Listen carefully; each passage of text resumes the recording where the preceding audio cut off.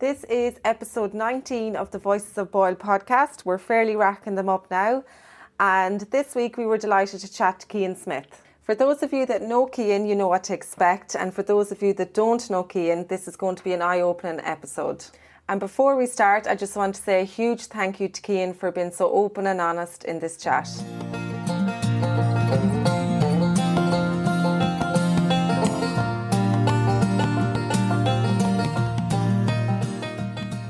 Hello Cian and welcome to the Voices of Boyle. Hi Florence, how are you? Thanks for having me. Good, and thanks for giving up your time. I know you're a busy man with the kids and everything else that goes along with it, so thank you so much for giving up your time. No problem at all. Yeah, so we were mad to have you on, Cian. Obviously, your involvement with the GAA and the local Boyle club, and obviously with the county team as well. Deep roots in your family in the game. So I suppose we'll touch on that first and kind of, I suppose it's safe to say you're a Boyle man through and through. It's in your blood. Yeah. There's no denying that the game has played a significant role in your life. So talk to us a little about your love for the game and where your football career started, and take us, I suppose, right up until 2007, being a player and your involvement in the club. Yeah, well, I suppose I would have grown up in Forest View.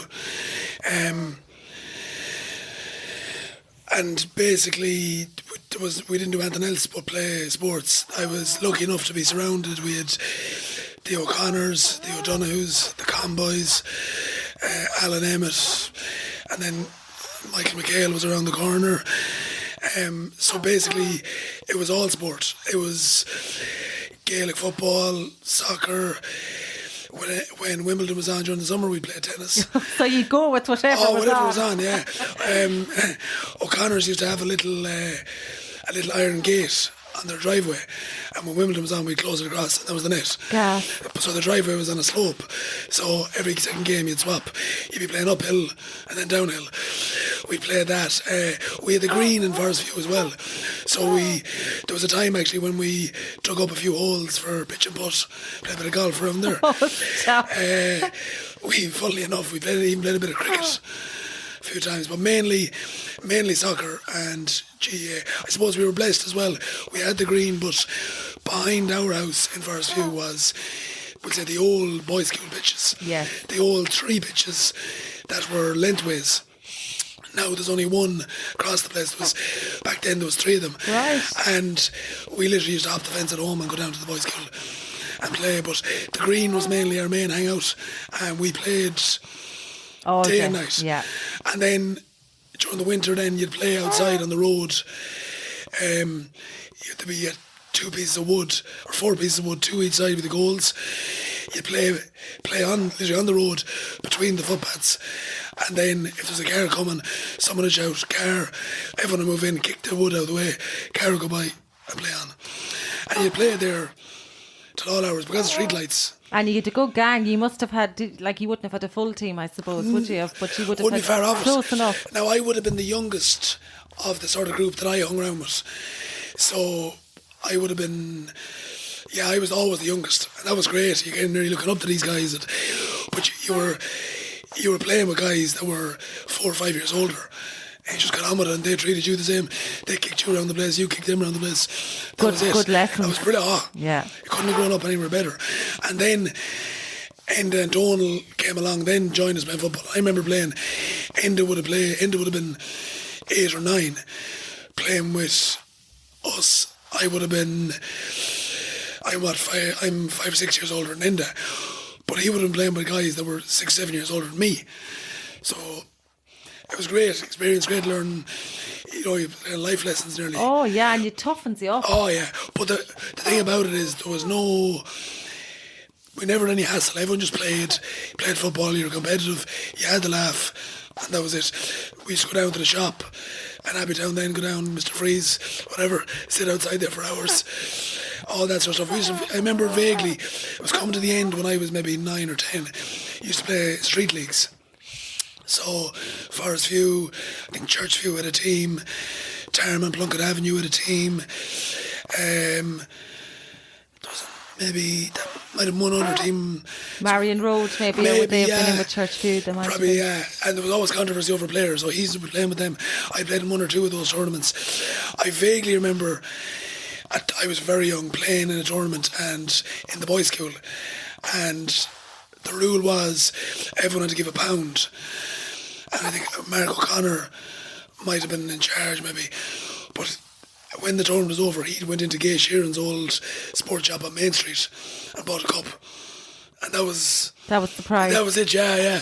I vaguely remember that. But then, I suppose we played all the time, and then you would have progressed to the GA club and Boyle Celtic, and basically I played there all the time, all through the ages. I went to, and obviously played in school as well. So it was all day really, All day. like lunchtime, then probably even before school if you could manage a game in, and afterwards then. Because I live so close to the boys' school, myself and David O'Connor, that's it. We'd walk down together. Yeah. Half an hour before everyone else. Yeah. And we'd play. And then when I finished 6th class, I actually went to boarding school in St. Jarlath's in Tuam. Right. And St. Jarlath's is known around Ireland as just GA. Like literally, now it's changed now they play rugby and all different things now. But back then it was just GA. And I went to St. Jarlath's, and you were in school obviously 9 to 4. You training on Monday evenings, after school, Tuesdays and Thursdays, and I was home then to Boyle every weekend. So I was home Friday evening, Saturday morning then we'd be off at Boyle Celtic somewhere, Sunday morning we'd Boyle GA match. So just your life, Cian. Yeah. And then I suppose number one, I knew different from all the local lads, and then my dad played with Boyle Celtic and Boyle GA club. I would go into matches. I think there was the 1994 intermediate Roscommon County final. Boyle won it. Dad was playing and I was mascot. I was 6 at the time, and I remember that day. Really? Oh, I remember the day as if it was yesterday. And did they win it? They won it. Yeah. So you can remember that, Cian, the feeling. Remember everything. Yeah. Going around the town beeping in the cars, and Kyle McLaughlin, who would be one of my closest friends, Kyle's dad Desi was playing as well, so me and Kyle were the mascots. And I remember going round, Desi used to have a red BMW, and I remember we and Kyle were out the sunroofs, and we thought this was... Oh, sure, be a dream. You dream. I remember that. I can't... It's funny. Some things last week I wouldn't remember. I know, yeah. I should have this image of that game. And then I suppose, I said you went down to the GA club, down to the soccer club. Boy, I was very lucky as well. The people that were involved in my teams in the GA club and Boyle Celtic, like Sean Young, was basically managed, I'd say, all the teams I was on from under 12 to minor. Johnny Green and Boyle Celtic, pretty much the same. You had other people as well. Dennis Todd had his for a year at soccer. Sean Kieran's was involved. Owen O'Donoghue Jr. in the Gaelic then. Desi McLaughlin was involved. Noel Casey. You had different people. But if you said to me when you were young, Boyle Celtic, Boyle GA club, straight away it'd be Sean Young, Johnny Green. They were huge influence. Really? Oh, they were brilliant. Like they were just... Look, I suppose looking back now, at the time you take them for granted because you didn't know any different. Yeah. Oh, there's the manager or whatever. But when I look back now, and I suppose now that I'm on the other side of it, like... You see what's involved, Cian. Yeah, huge commitment. Huge commitment. Yeah. And I didn't know then that you were involved in Boyle Celtic as well. For some reason I just thought, God. Yeah, I was... It's funny, yeah, a lot of people think that. Yeah. It's funny, I was... I played at Boyle Celtic up. I played with the senior team of Boyle Celtic maybe, I'd say a week maybe before I was diagnosed with throat cancer. I absolutely loved playing Boyle Celtic. Right. I loved it. Some people had often said to me, you were a better soccer player than you were Gaelic. But for whatever reason, I just veered more towards the Gaelic. Now, it's the same, like Enda and Tony would have been excellent soccer players, and both played to a high level. I would have played with the Sligo Leitrim team like myself, but I love the soccer. It's actually, I don't miss playing Gaelic now. I actually miss. The soccer. I'd love to play a game of soccer. Would you? Yeah. And even last Christmas, I went down a few times playing on the AstroTurf.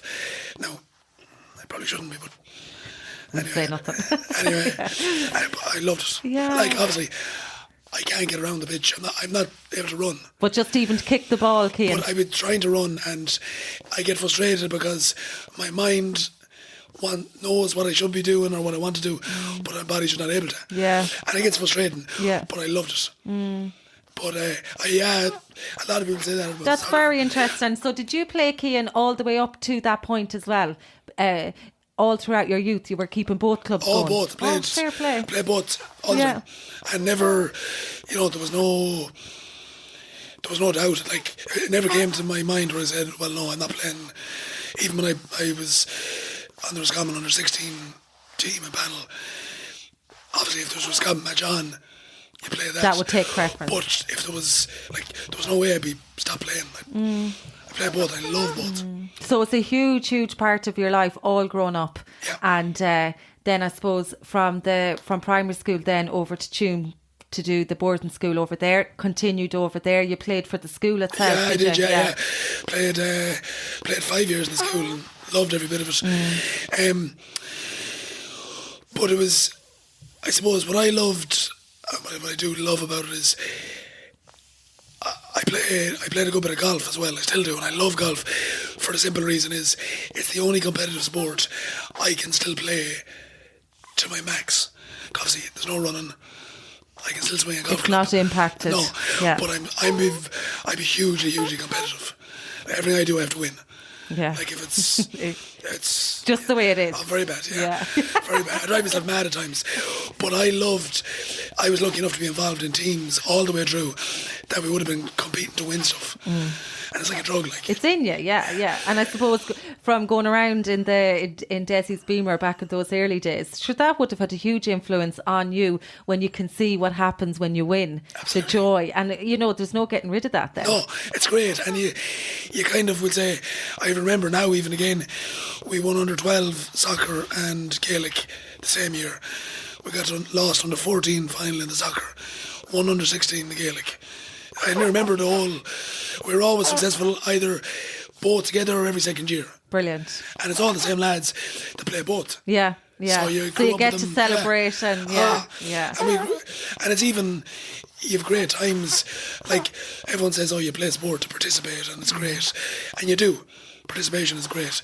But at the end of the day, it's always better when you win. Oh, of course. Yeah. And you play to win. I mean, otherwise, yeah. 100%. I think today they kind of like to say, it's all about the involvement and just get involved and everyone's a winner. But, that's all well and good till about 10 or 11. Yeah. But like if you see even kids now and different things like that, if they watch sport, they're watching the World Cup final, they want to be Messi lifting a cup. Of course. Yeah. That's And I think that's healthy. Oh, yeah. Like, I don't think there's anything wrong with that. No, I suppose when it only becomes an issue and we've seen it not so much in Boyle, but I've heard in other clubs in all different codes where the managers and the coaches, particularly under 8s, under 9s, go bananas and it's like an All-Ireland final. Yeah. That's overboard. Yeah. Oh, I've heard many mothers talking about that. The kids would come home crying and they'd be like, they roared at them. And it's like at that stage, it is about taking part and it is about having fun and just getting out there and getting active. Yeah. Some people do take it a bit seriously at that stage. But you can be competitive and want to win, but you don't have to go bananas. But in a healthy way. Exactly. Yeah. Exactly. So that's great, Cian. Now something I've learned, definitely. So that was right up to, I suppose, a big part of your journey is maybe split into 3 areas. Let's just say that. So there was the pre-days where you were the player, just like we've talked about in both clubs, glory days, winning, losing, all the experiences with the lads, the different clubs, everything. And then, actually, first we want to touch on in 2006. Yeah. Can you just tell us about Cian won an All-Ireland medal with the Roscommon County minor team in 2006. So talk to us a little bit about that. 2006 was, when I think back now, it was unbelievable. So a bit of context, I suppose, in 2004, we were on the Roscommon under 16 team. And So at under 16 level, I think it's still the same now. Galway and Mayo are split in two. So they have two teams, and Roscommon, Leitrim and Sligo have just one. So basically, we used to lose to half Mayo, half Galway. We just about beat Leitrim, just about beat Sligo. No disrespect to them, but you know, if Roscommon, you expect to beat Leitrim and Sligo. So we weren't, like, we were going to games, and it was just disaster. We were getting hammered and whatever. So that was, the year was up, and we enjoyed playing Roscommon. It was great. You know, you love to get the free gear, and you're great. The trip on the bus. Exactly, yeah. And then 2006, then we were minor. And obviously I was mad into football, and when I did my leaving cert in 2005, so I was finished. Now, when I was in St. Jarlath's in Tuam, there was guys from Mayo, Galway, and I was from Roscommon, and a lot of guys played with Galway minors and Roscommon minors. And Mayo minors in 2005 got to an All-Ireland final, and one of my best friends in St. Jarlath's was on the Mayo team, and I remember watching him on television. And I said, geez, county minor would be great. Then I realised, geez, we're county minor next year. But we had no expectations. I was then Fergal O'Donnell took over as manager, and obviously I knew Fergal. And I remember going to a trial to get on the panel, and around maybe December 2005. And I went up and I did all right, and I made the panel. And then we started playing, we started training, and, you know, we train. I think, again, in hindsight, at the time, minor, you did whatever you were told, and it was brilliant. We didn't know any different. And when I look back now, some of the stuff we did was so far ahead of our time then. Like, no wonder we turned into a decent team, or a good team. But we played, so Galway and Mayo then came back together as one. So we played them in league games and we lost. That was fine. Just about beat Leitrim, beat Sligo. And then we started playing challenge matches. So, and we lost a lot of challenge games. There's a famous one that's been referenced a few times. And it was March, maybe 06. We went up to Killeavy in Armagh. Right. So up we went on a bus anyway, and there's about maybe 35 players, and it's typical March. It's lashing rain. And a long spin. Oh, a long journey. Up to Killeavy anyway. Togged out and played the game. And it ended up 2-16 to 2 points. We were annihilated. It was embarrassing. But I would have been, say, obviously minors under 18, so I would have been 17 that March. I was 18 in April. So I would have been one of the older lads, and I would have been a big enough lad. But these Armagh lads were just another level. Oh, they were beasts. I thought this was. So I remember coming home on the bus, and of course, as bad a day as it was, I remember the bus driver got lost. So I added to the journey coming home, and everyone was just. But there's a guy, Paul Garvey from Kilmore, who was on the panel, and I'd be very, very close to Paul. And we were laughing and joking, and I said to Paul, imagine if we ever won the All-Ireland. And the boys, we were all laughing. I was taking the piss, we were all messing like. So we went off and lost a few challenge games and whatever else. And Fergal always instilled into us June 24. And that was the day we played the first round championship against Galway. It was the Saturday after the Leaving Cert finished. The Leaving Cert finished on the Friday. Now obviously I wasn't doing the Leaving Cert, but a lot of other lads were. So they were thinking, finish the Leaving on the Friday, playing for Roscommon on Saturday. Couldn't get any better. Yeah. So we're June 24. We went and played Galway, and we got a lucky goal and ended up beating them by 4 points, and it was just the best start he could have hoped for, Cian. Oh, it was just mad. It was a surprise. But again, when you look back now, all the work we did, it was probably a little bit surprised us, but it was a surprise to everyone else. It was a huge shock. And when you say all the extra work, was that like the training schedules, probably what you did in them? Yeah. Oh, what we did. Fergal was in charge back then. Fergal was in charge, yeah. And he was meticulous, you know.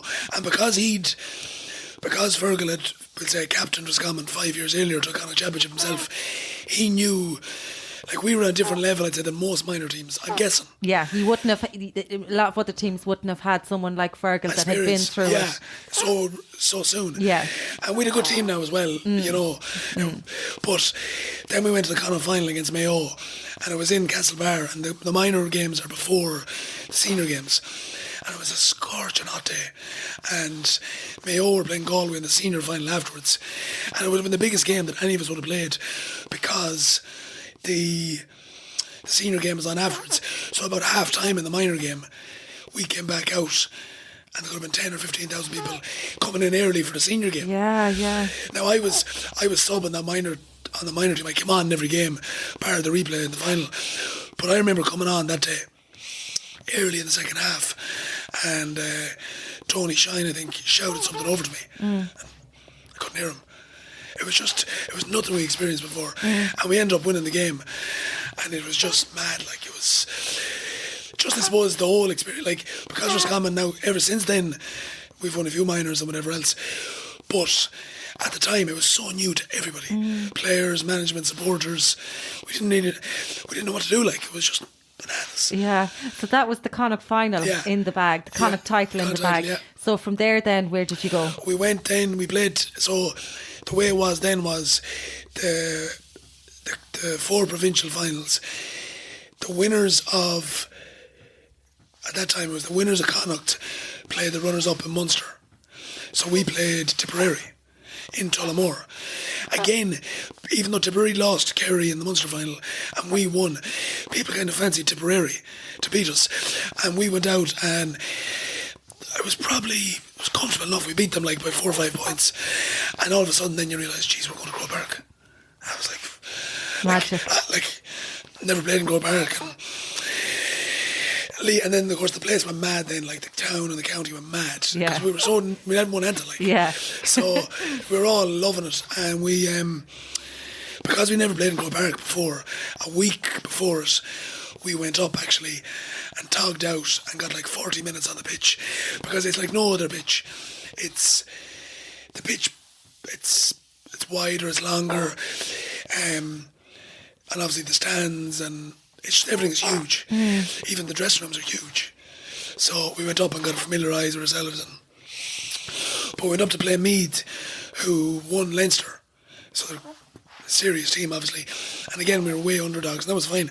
But it was the whole thing, like, we went up on the Saturday night, stayed in a hotel, and like, even for us, for that, it was like, Jesus, great. Mighty, we were 17, like, it was great. Great crack, and away from home for the night. But one of the big things that I loved about it was we'd hop on the bus to go into Croke Park. But what the teams used to do, and they still do it, is they get a guard escort of 2 or 3 guards on bikes. It escort the buses in through the traffic lights, through traffic. And I remember getting the bus in, and we were coming down Fairview, I think it was Dublin, or 10 maybe, we came at that side. And I remember kind of driving along, and I looked over and I saw a house, and there was 2 lads from Boyle, I won't name them, were outside the house in the Roscommon jerseys with 2 beverages in their hand early in the day, waving and smiling. Brilliant. And I think they saw me, and I didn't want to be like waving at them. I was trying to be game face serious. Yeah. But I'll always remember that. Oh, brilliant. It's very funny, yeah. And went into Croke Park and we beat Meath, and it was just unbelievable. And then it was Kerry in the final, and like Kerry, they're the aristocrats of GAA. We were so far outsiders, like it was nearly, people were saying there's no point turning up, Kerry are going to win, like. Yeah. And Kerry were in the senior final as well against Mayo. Oh, so they had a double whammy. They had a double whammy, like, and Fergal, I don't know whether he found out or he was making it up, but he was saying to us, Kerry think they've won, because after a senior All-Ireland, there's a banquet the night. And he was saying the minor team are going to the banquet. They've suits got. They think there'll be double celebrations. And whether he actually found out about that, or he was game tactic, it had us wired. Yeah. And we went out, and we were lucky enough to get a draw. In the end, it's funny. There's a photo on, I don't know, the Sports File or one of them photos of me at the end of the match, and I'm shaking a Kerry guy's hand, and I look utterly distraught. And I realised, so basically, kind of going back a bit, when I finished the Leaving Cert, I was 10 points short from my course in college. And while I had no problem with schoolwork and that I was easily distracted, so I didn't really fancy one to repeat. So I got a job in Ulster Bank at the time, and I did a 9 months contract on a cashier desk, talking, selling, loved it. And I finished that up in April that year. And because of my first job, I got emergency tax back. So I was playing in the minors. So for that summer, I was basically a professional footballer. Yeah. It was great. Yeah. But I had applied for a job in permanent TSB and I got accepted. And the guy knew I was playing football and he said to me, when would you like to start? And I gave him the Monday week after the final. So I was thinking in my head, right, we win the final on the Sunday. We'll have a week of celebrations and I'm starting then in the real world. And obviously that photo was taken. I remember shaking your man's hand, turning away, realising, oh Jesus. I have to go to work. I was like, the replay's going to be next week and I'm working on the Monday. I was like, oh fuck. So I just, at that moment. That's what you were thinking. Yeah, straight away. I was like, oh jeez. So I was hemming and on about it. So there was a week between the final on the Sunday and the replay was the following Saturday. And I was like, I was chatting to Mum and Dad, like, you can't ring them up. You're starting your job, you can't change it. So I was like, grand. So I got ready for the All-Ireland. It was in Ennis. Went down on the Friday night, and that was the famous tour. Like, that day in Ennis was, I'd say, 90% of the supporters were Scommon. It was just, people are still telling me stories now, 4 hours to get from Boyle to Ennis. The crowds of people, it was people parking 45 minutes outside Ennis having to walk. It was madness. And I remember arriving in Ennis, and the pitch in Ennis is in the middle of the town. There's a Tesco. It's like Carrick-on-Shannon, the Tesco across the road. Yeah. The pitch, exactly the same. And we drove in the bus.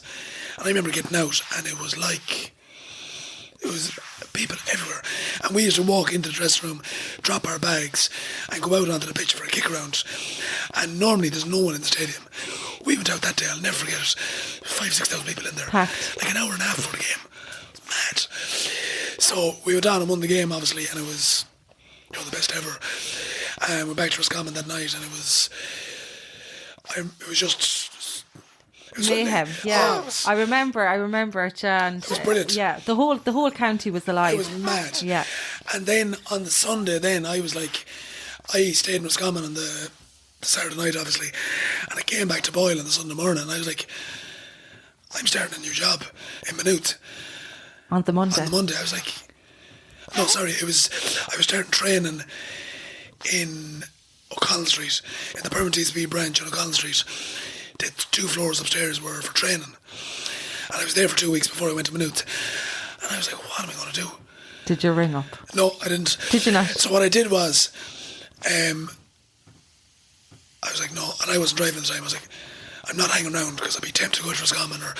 So I hopped on the train at Boyle, the old orange trains, and got the train to Maynooth. I got the train to Connolly, but I think by Carrick I was asleep. I didn't sleep the night before. But the Ryder Cup was on that year, that weekend in the K Club in Kildare. And I remember waking up in Connolly Station. A guy beside me tapped me, full of American tourists who were at the Ryder Cup. I woke up and didn't know where I was. You probably thought you were still in Roscommon. I didn't know where I was. I think I literally fell asleep by the time I got to Carrick and woke up with these Americans looking at me. So I went back to the hotel room and I checked, we were put up in a hotel for 2 weeks around the corner from Con Street. I went back to the hotel room. I got a sandwich downstairs in the bar, went back to my room, turned off my phone, and I fell asleep at 7 o'clock. And I slept until 7 the next morning. I turned on the phone, I texts and calls from all the lads. We're going here, around. I know. And I didn't. I spent first week in Dublin working and that was it. And I'd say you were delighted for it on the Monday morning, Cian. Great. Yeah. I was fresh. But it was, we had great times in the weeks after. Like we went to, when I think back, we were event junkies. We were at everything going. We were at clubhouses presenting medals to kids. School. Yeah. The day in Boyle. So one thing I think that Fergal kind of insisted on is the cup goes to every school in Roscommon. Fantastic. So I think it was decided, so the All-Ireland was in September.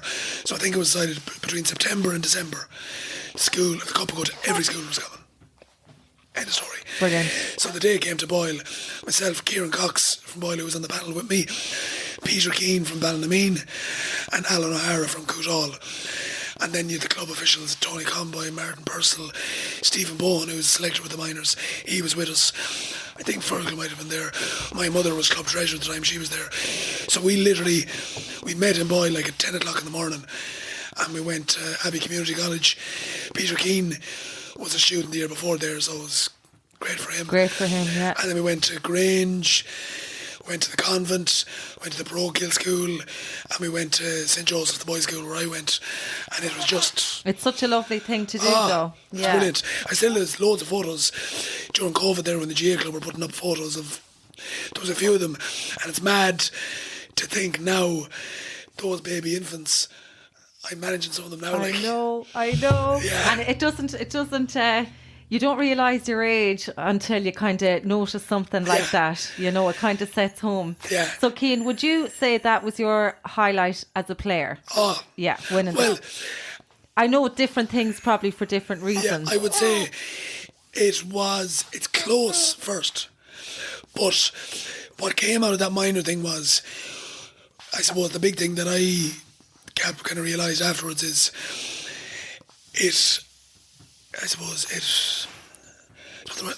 for want of a better word, it affected people, or people were so overwhelmed by it. Like I remember because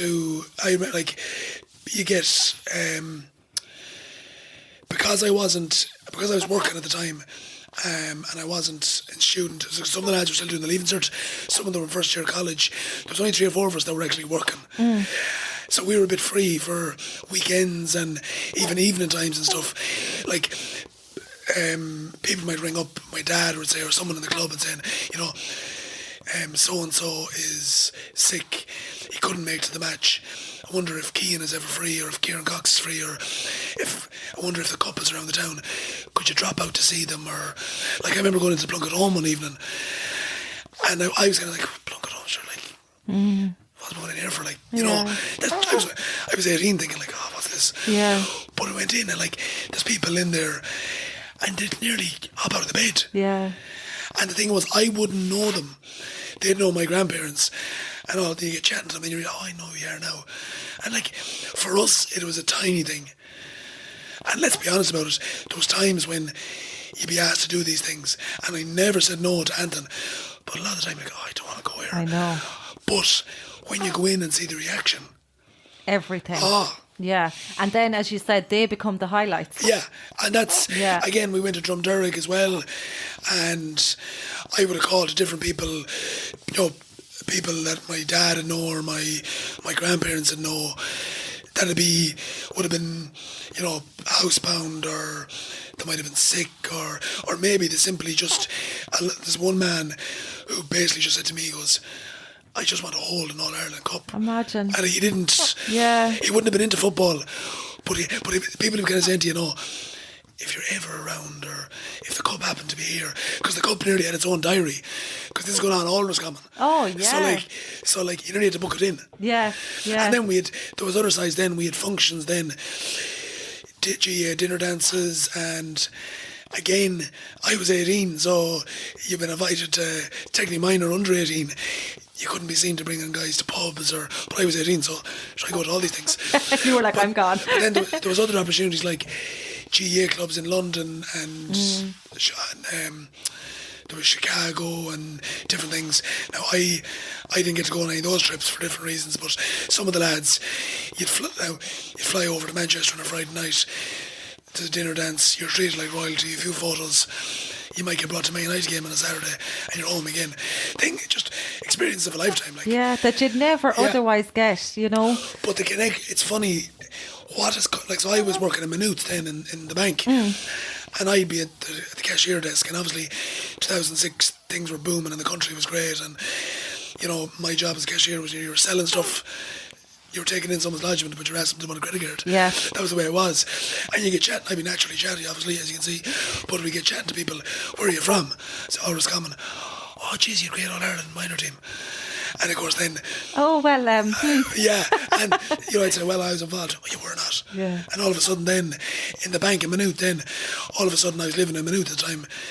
I'd walk down the street and there'd be somebody that you met in the bank 3 weeks later meeting you on the street talking about football. Yeah. So the connections, and it's a general point I'd say about GEA and the Boyle Celtic and soccer as well, the connections you make and the people, the friends you make, you know. That's what it's about, I think, yeah. But that year was like just unreal. So I think, let's just categorise that then as your first chapter for the one. I used to slag about it. I used to say to the lads, that was BC. So it was BC and AC. Yes. That's a good way of putting it too. So that's BC, yeah. Life as a player, the highs, you just talked us through there, the extreme high of winning the final and all that came along with that. So then we come up, Cian, to 2007. Am I correct? Yeah? Yeah, perfect, yeah. So life throws you a big curveball that started with just a sore throat. Yeah, well, it was, I went to Maynooth.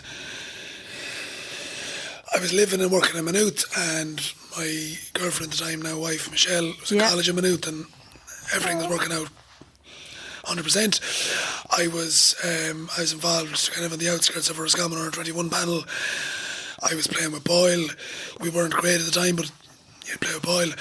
And life couldn't get better. Like I was 19 in April 2007. I was earning money. Great job in terms of great job. Happy house, you know, living away from home. Lovely girlfriend. Home at the weekend. Great crack with the lads. Like Kyle McLaughlin, Cian Byrne, two of my close friends, they were in college in Galway. I'd take a day or two off work, go down for a rag week. I had a few pound. It was just... Couldn't get any better, Cian. It was brilliant. Yeah. And then it was funny, so obviously hindsight is great. Dad, obviously, an auctioneer in Boyle, Dad sold a house sometime in 06, 07 to ENT consultant, ears, nose and throat consultant in Sligo Hospital called Nash Patel. Right. Absolute gentleman. But when Nash used to drive by our house, so by that stage, Mum and Dad had moved from Forest View. We're in Bramble Hill where we are now. Okay. So Nash, obviously when he'd be driving to Sligo or whatever, used to call in the odd time to visit Dad. He'd be a family friend, like. Yeah. So there was a Friday night or something, Friday evening, we were training as normal. And to this day, I don't know why I did it, but normally I still wasn't driving at the time. So I got a lift down from training, probably Mark O'Donoghue or some of the lads dropped me down. And I don't know why I did it, but normally I go into our house, in the front door, and after training, I probably wouldn't have a shower, and I go straight upstairs to have a shower, whatever. But this day, for some reason, I went round the back of the house, into the utility room that brought me into the kitchen. And there was my dad and Nash having a cup of tea. So I came over and obviously talking away. Yeah. And he said, "Oh, you're very hoarse." Now, for about 12 months before it, I was hoarse. Didn't put it down to anything? Like, I think I got an award in St. Jarlath's for never missing a day in 5 years. Never sick. I mean, born in hospital, visiting hospital, never. So, I would say from summer 2007, the odd time when I swallowed, yawned, or breathed heavily, I might have a small bit of a sore throat. But if I go into work and I'm like, "Jeez, my throat is sore," and the girls in the back are like, "Jeez, you're out last night." Now, sometimes they could have been right, but I'd take 2 Disburn. Grand. Good luck. I was only, I said, things were good, I was playing football, not a bother. And Nash said to me that night, "Oh, you're a bit hoarse." I said, "Yeah, grand. Been in that for ages." "Oh, I'll bring you he goes, "I'd like to bring you for a checkup." And I was like, "Okay, fine." So I went upstairs, had a shower. I came down and he was gone.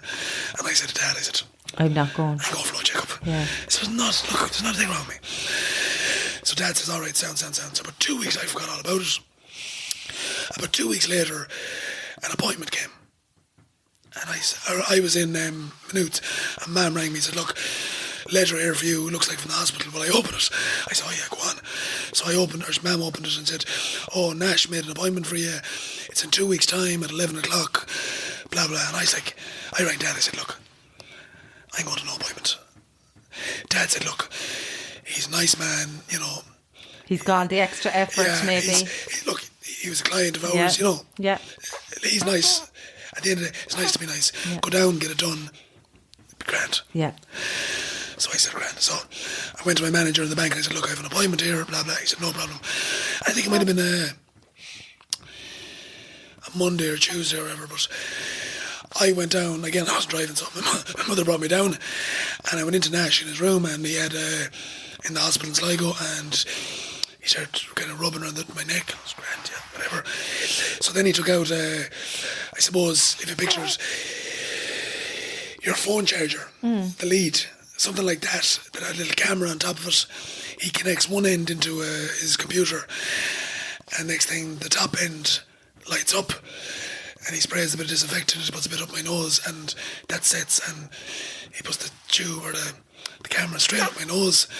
It goes up and down and around and down into the throat, and I'm lying, sitting there, I don't know what is going on, gagging at this. This is just horrendous, and he's, you know, open your mouth, breathe heavily, say say ah, and I'm thinking, will you just take this out? Yeah. It was agony. And so anyway, he took it out slowly, and he looks, and he's, yeah, there's a bit of redness on your vocal cords. And I said, all right, I'd like to send you on to a specialist in Dublin. And I was like, okay, grand, whatever, sounds grand. So that was grand. Anyway, I left anyway, and kind of, fair enough, whatever. Thought nothing of it, yeah. Got the train back to Maynooth that night, worked again for a week, 2 weeks. Got a phone call then, maybe 2 weeks later, to say appointment with a guy called John Russell in Eccles Street, which crosses the Mater Hospital in Dublin. Went up again with my mum to that. He put the yolk up again, yeah, a bit of redness. I'd like to do a biopsy. So I was like, oh, right. So that was the following week. So he worked out at St. Vincent's Hospital on the far side of the city. So I was like, no bother. And like, this is kind of all kind of in kind of a weird sort of way. It was like, well, it's kind of exciting because I'd never been in the hospital before, never had an operation, never been sick, never had any of this. Yeah. It's like, what the hell is this? Yeah. Now in the meantime, I was still playing football. It was normal. I was going on as normal. So then we went the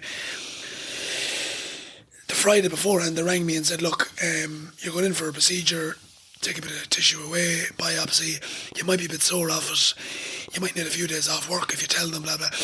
So I ended up going into St. Vincent's on the Tuesday, had a biopsy, and I was off work then for the week, and I didn't think any more of it. Grand. And it was the first time I ever had an anaesthetic. So I was like, whatever. And at any stage, Cian, did you worry that it could be cancer? Never. A clue. It was the furthest thing. My only concern was that I wouldn't be wrecked for an under-21 championship match with Boyle on the Sunday. I had no other worries. But believe it or not, because I was in Maynooth, I didn't train with Boyle during the week, obviously. But we were training with the under-21s on a Tuesday night, and I had the biopsy on Tuesday in Dublin, and I knew I was coming home for the week. I was kind of nearly open. If I get out in time now, I'll be home for training. That was my mindset. Yeah.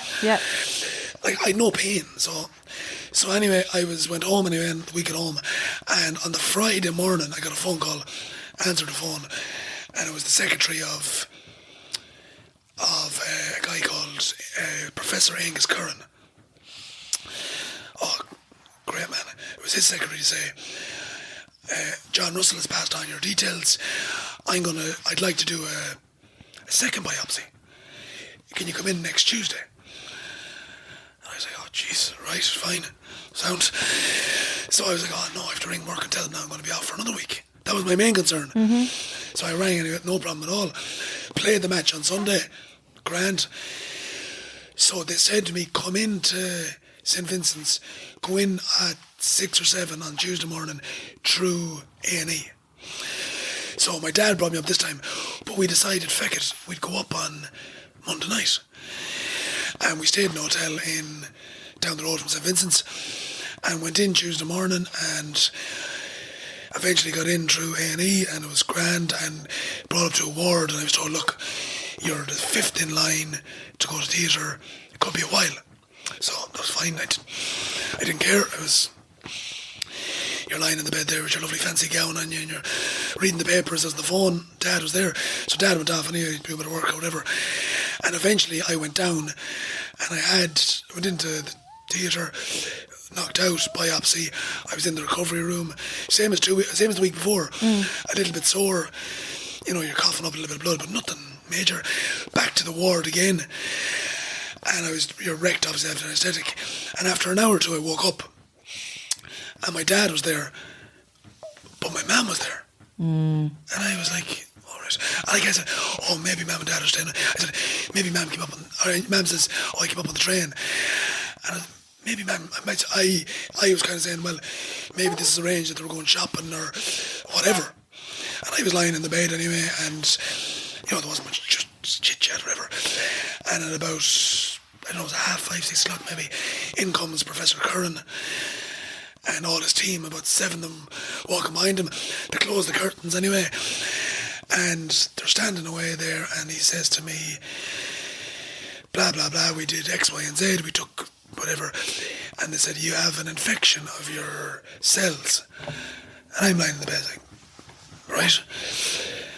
And I'm kind of looking around, and they're kind of looking at me. And he's like, no, it's a serious infection of your cells. And I said, right, sound. What happens next? And Dad said to me, you should tell him what it is like. And the man's like, well, it's cancer in your throat and your vocal cord. And I was like, oh, right. And then I said, well, I kind of said, very matter of fact, I'd be kind of blunt anyway, I said, well, what happens next? So, well, there's loads of things, surgery, radiotherapy, chemotherapy, blah, blah. And I said straight away, just get it out of me. Just out. He was like, well, look, we'll talk about it in the morning, it's not straightforward, blah, blah, blah. So they went off and my mum was upset, obviously. Dad, we're all like kind of shocked. Probably in shock. Yeah, and I was kind of wondering, like, is this for real cancer? Like, 19, like. Yeah. And I thought, geez, I have to tell Michelle, or I tell Ronan or Tony, like, and Dad's like, no, don't worry, it's all done. I said, what do you mean it's all done? He said, well, we kind of knew when you were in theatre, they came out and told us. So that's why Mum came up. But Mum and Dad rang Michelle and the lads and my friends and my aunties and uncles. So I was the last one to know that I had cancer. And they told everyone, don't contact him until 8 o'clock. Yeah. So I was like, jeez. I was like, fuck, I want to tell everyone. What? It's my news. It's a bit thick, like. And then after I was like, no, it's better. It's like, I don't know how I do it. Ringing up Michelle or ringing up your friends. Well, how are you? Good. Yeah, I have cancer. Yeah. After, like, if I was complaining about being sick or I was in getting tests, but I said some of the lads didn't even know I was in for testing. So at 8 o'clock anyway, the phone nearly blew up. Yeah, everyone dying. Everyone texting and ringing and blah. And obviously, look, it was very tough. Obviously, my grandparents, Dad's parents, Mike and Rita were still alive. Mum's mother, Bridie, was still alive. So that was really tough on them. Oh, heartbreaking and to see your grandchild. Yeah, and like Mum and Dad obviously was tough. Michelle was devastated. Everyone, Michelle's parents, and everyone was. It was a shock. It was massive. And the next day, then Professor Curran came in and he said to me, "Yeah, the options are okay. Surgery." He said, "Your stage 3 tumour on your left vocal cord. What we'll have to do is the options are, okay, have chemo, and it might shrink the tumour or might kill it. There's no guarantee. Might. Yeah. Have radiotherapy. It might burn it away. Might. And even after you have them, you might have to have surgery anyway." And I said, "No, I want surgery." And they were like, "Look, it's a huge operation. I had a hemilaryngectomy, is what it's called. So basically, you have 2 vocal cords. My left one is gone. So basically, hemilaryngectomy is they remove half your larynx, essentially." So he said to Mum and Dad, and this was October 2007. So he said, "Look," I said, "No, I'm having surgery." He was like, "Well, You just wanted it out here. Because in my head it was like, Yeah, out. out, If it's not in you, I can't hurt you. Yeah. That's my... He said, look, it's a huge surgery. And with the surgery, did they guarantee that they could remove all of it? Oh, no, there's no guarantee on any of this. They don't guarantee anything, No. yeah. So what happened was, I was in St. Vincent's and, the surgery, and I said, 100% surgery. He's like, huge, blah, blah, blah, no risks. But I didn't know until afterwards. But he told my mum and dad, look, it's 7.5 hour surgery. There's no guarantees we'll get the tumour. But if anything goes wrong, that's it, And I didn't know this. So, decided to have surgery anyway. So 2 weeks later, October 31st, 2007, I went in for surgery in St. Vincent's. It's kind of funny, for the 2 weeks leading up to it, when I was in hospital, I felt a bit of a fraud. I was in hospital, I had no pain. I literally had no pain.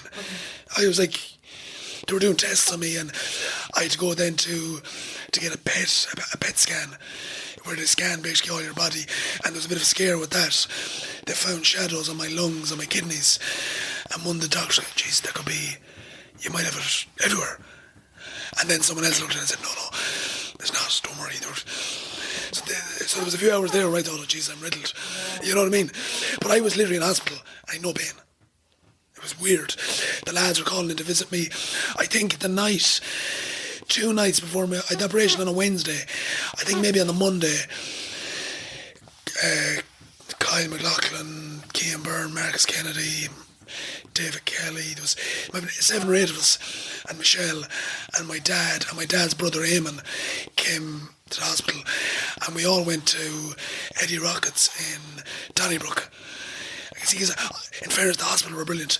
They couldn't let me stay at home because there's no guarantee I get the bed back. But for weekends and the odd night, they'd allow me out for a few hours because I was fine. Yeah. So we went to Eddie Rockets on the Monday night. We had a great night. And then on the Tuesday night, I don't know, it was the GA club or somebody organised a mass for me and Boyle, kind of to pray for me, whatever, the night before. And I remember my dad was in... It was up that night. I was with my dad. My dad basically moved up to Dublin. The 2 very good friends of theirs, Tony McDonough and Mary McDonough. Tony passed away since. They lived not far from the hospital, and they were excellent. And Mum and Dad basically stayed with them as much as they could, and then we ended up getting an apartment through my auntie and different things like that. But so Mum and obviously the thing was, Ronan might have been 16 in school in Boyle. Tony was in school in Boyle. Enda was in 5th or 6th class. So they had to mind the house as well, and I was up there in hospital, so it was very tough going. And obviously both of them couldn't be in Dublin, and obviously one of them wanted to be in Dublin all the time, so they'd take turns. That was tough. Oh, and again, at the time, I had no aid in any of this, because I was 19, I didn't care. So I went in for surgery. I remember the night at the Mass, so basically in St. Vincent's Hospital, there's a new area over the A&E.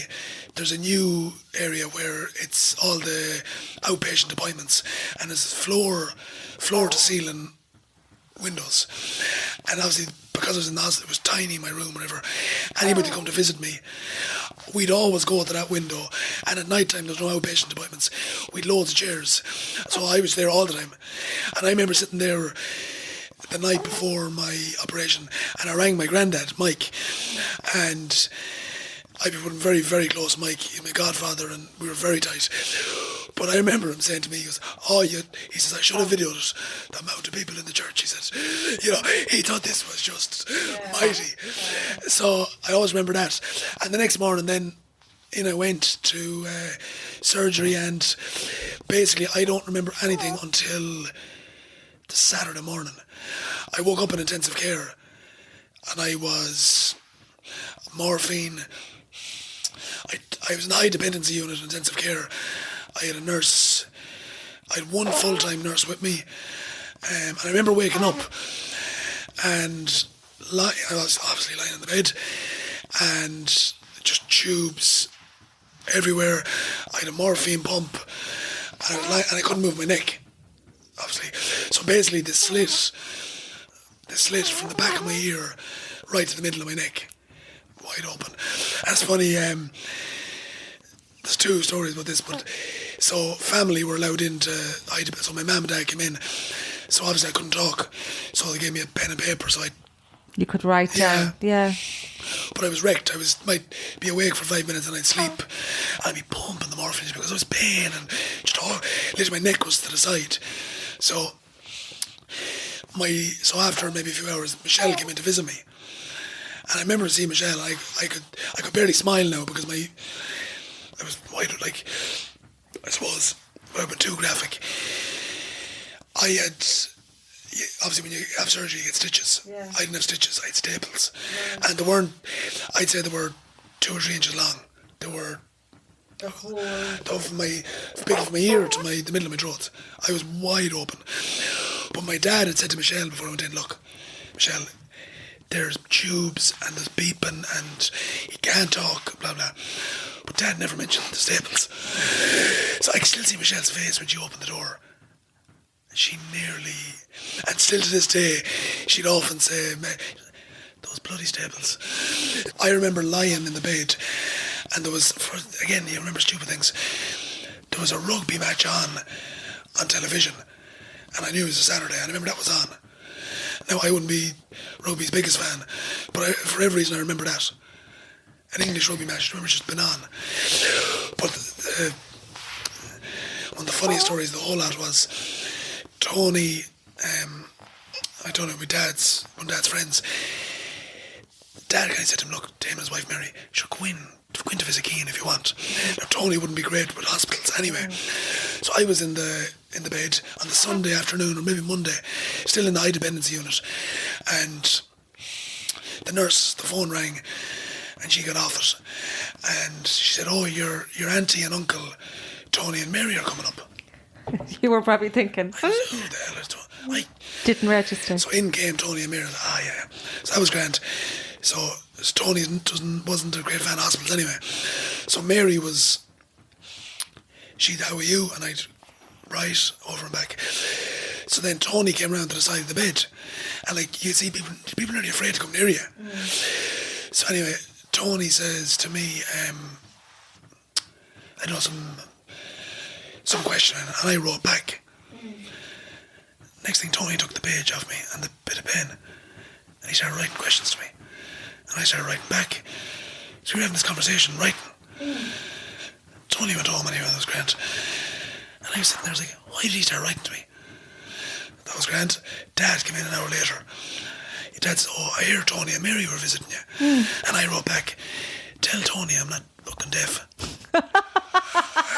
He was, because he was so nervous. And I was writing, he started writing, he didn't know what to do.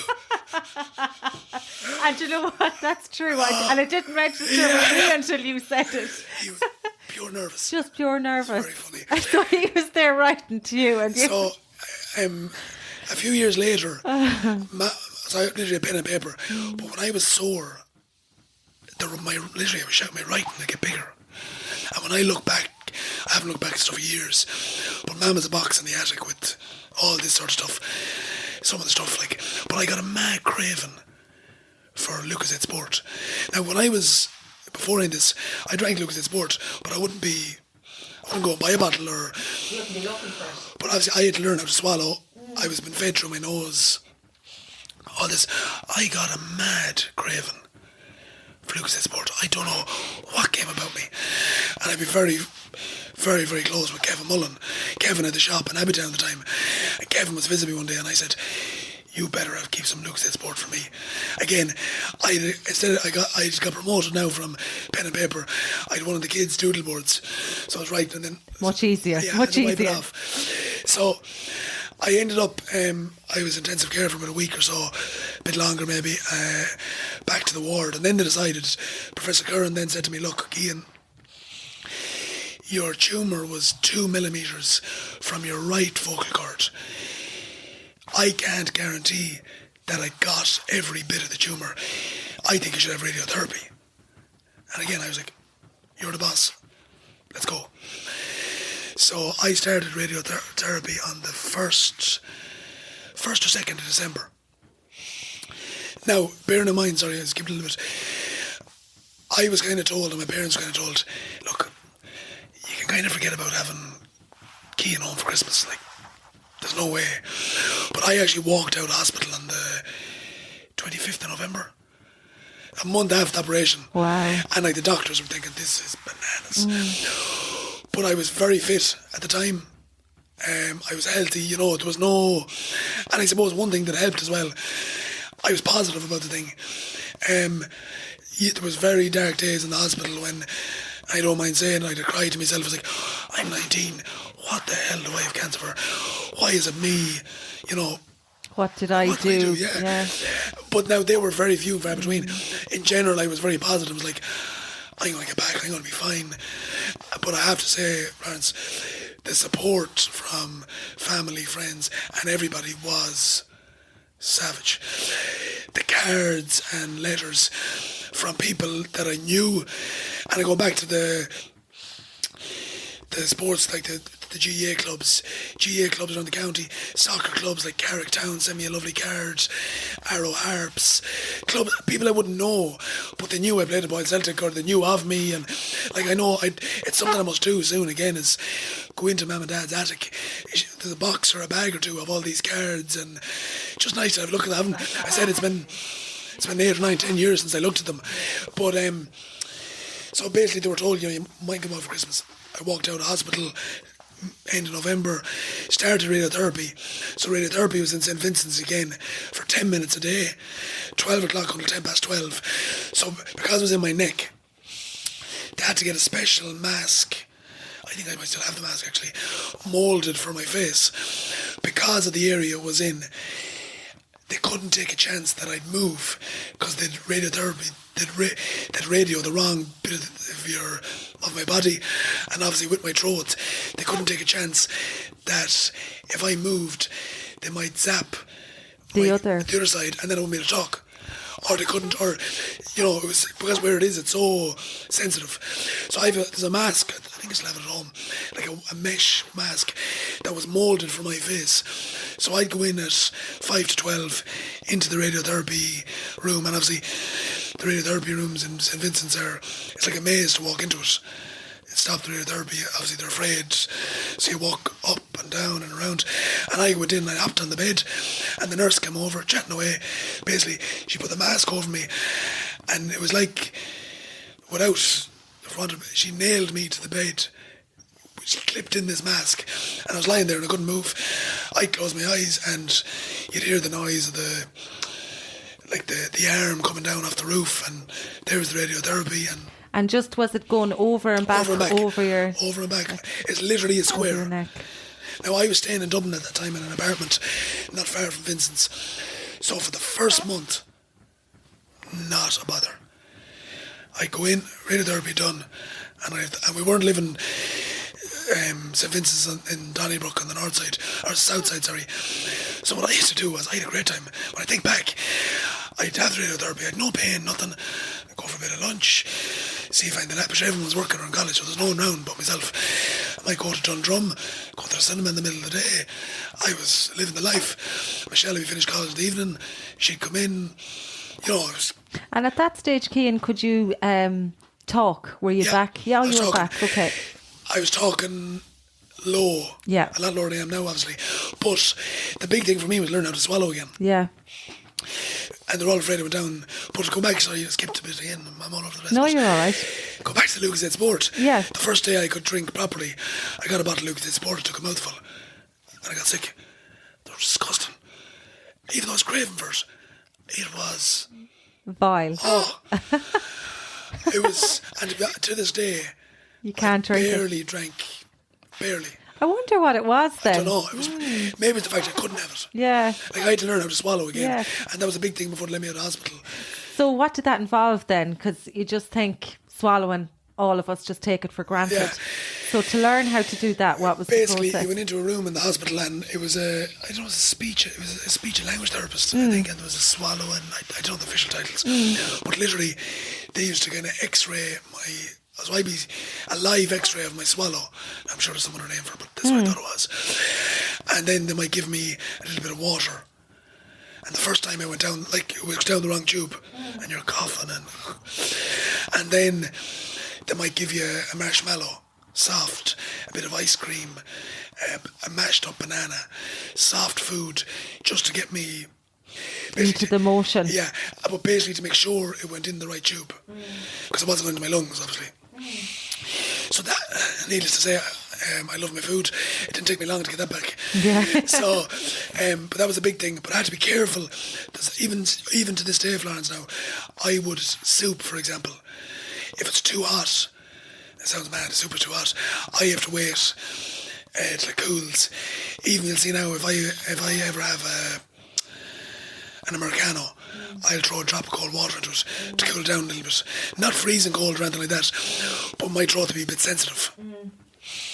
But other than that, I'm eating and drinking fine. Not a bother on me, eating and drinking fine. But I was, when I went home, so I had the radiotherapy, everything was fine.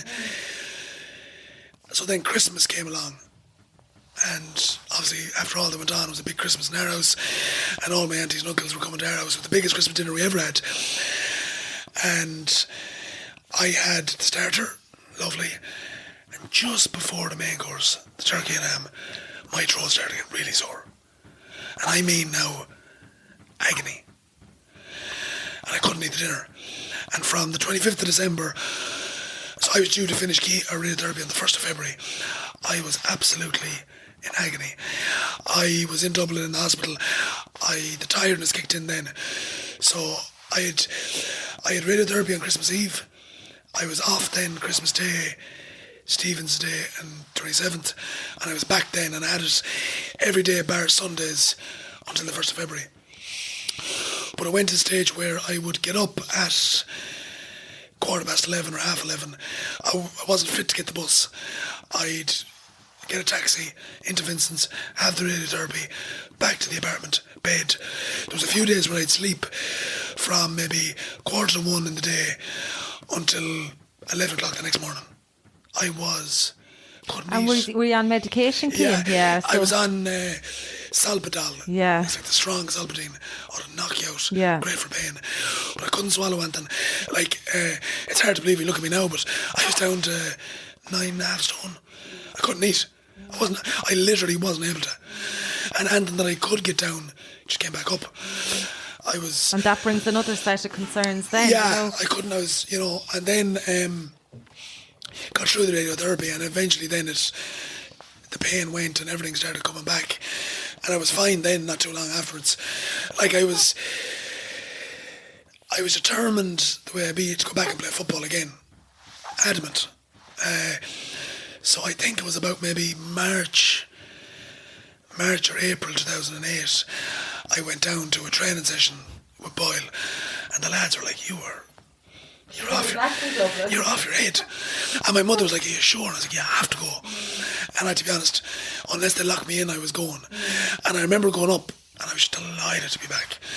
And I remember running, it was in the training pitch, but I remember running up and down once or twice.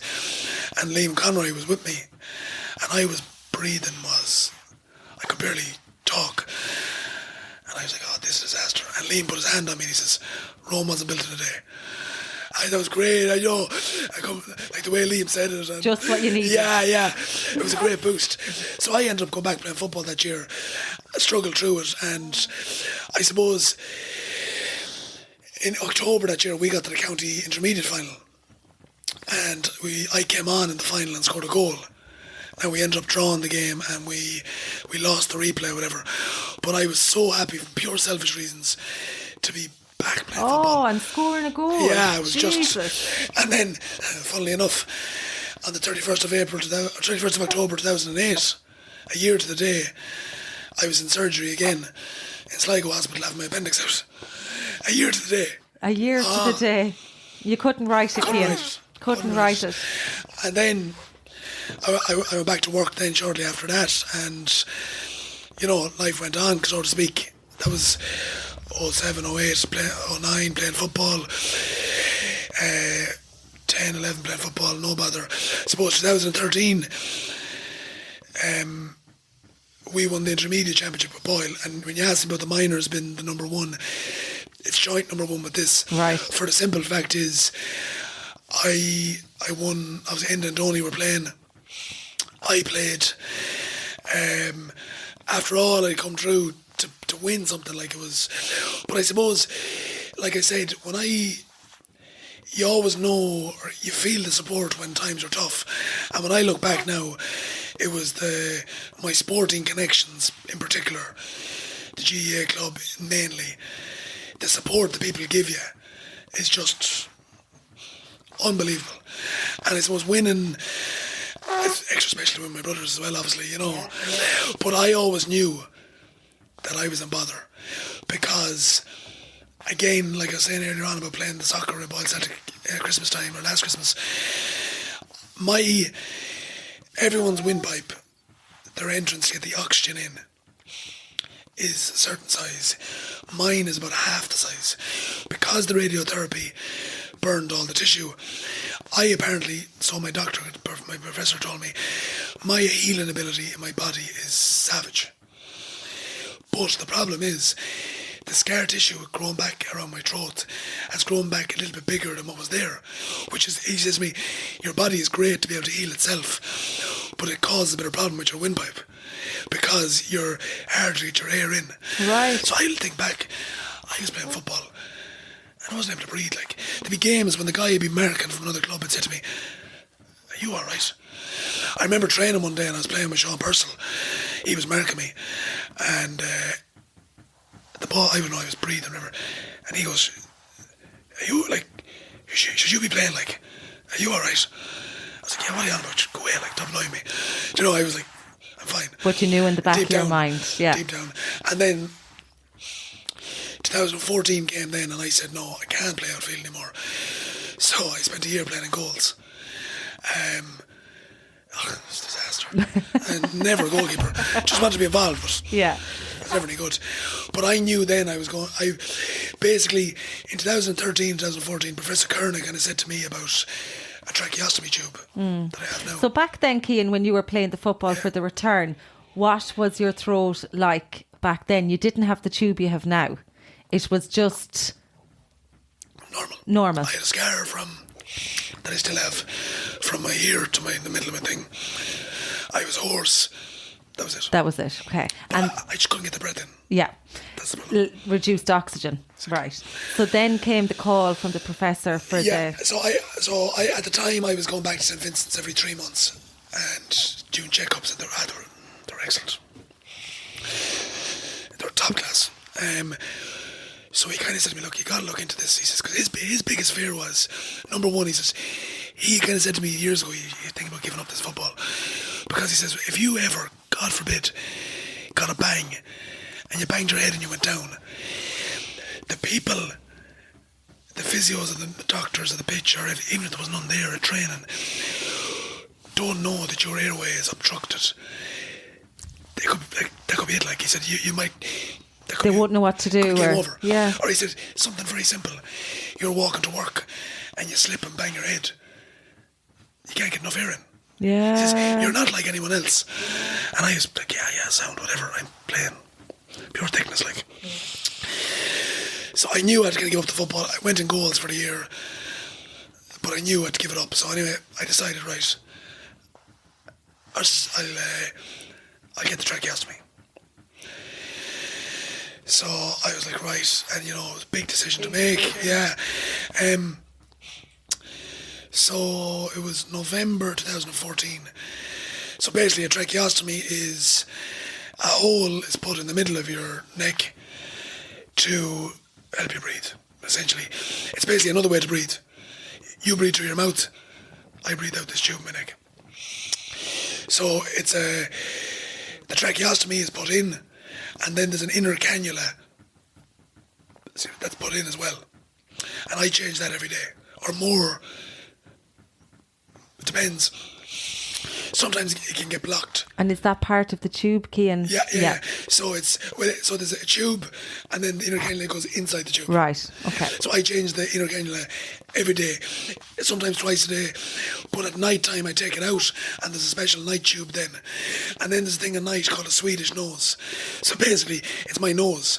So obviously when you sleep, your nose kind of filters the air that goes into your body, heats it up or cleans or whatever. I have a tube, or I have a Swedish nose that I put onto my tracheostomy at night. Just the same job. So, and that the purpose of that is to get more oxygen into you. Exactly.